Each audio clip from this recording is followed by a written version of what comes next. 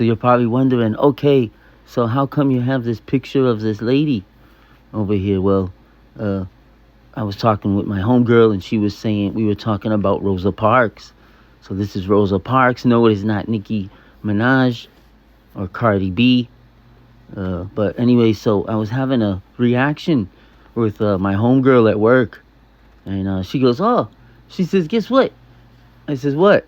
She said, "If Rosa Parks was alive now and grew up like in Gen Z or a millennial, she would want to stay on the back of the bus."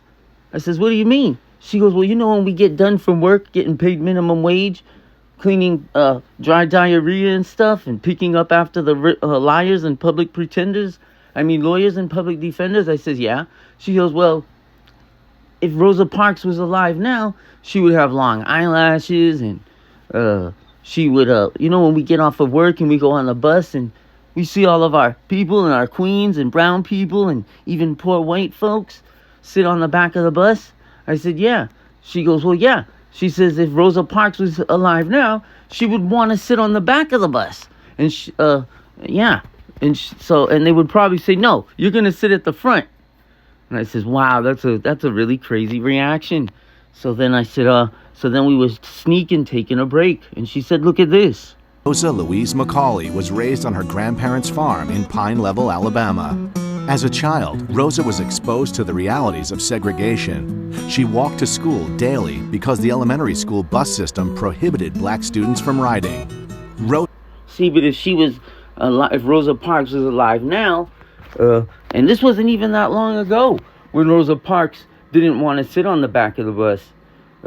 But anyway, so yeah, I just wanted to have a reaction and speak some truth for the culture. People, we need to all come together and set a better example instead of pointing the finger. I'm tired of picking empty Takis wrappers and sweeping up Newport cigarette butts everywhere and stuff. But then we go and complain and say, "Hey man, they did this and they did that."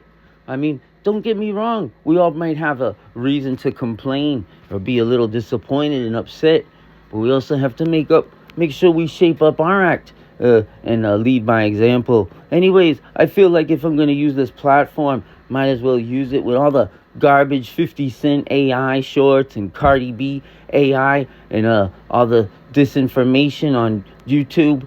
I says, you know what? I'm going to have some reactions. Hey, thank you for having a reaction with me.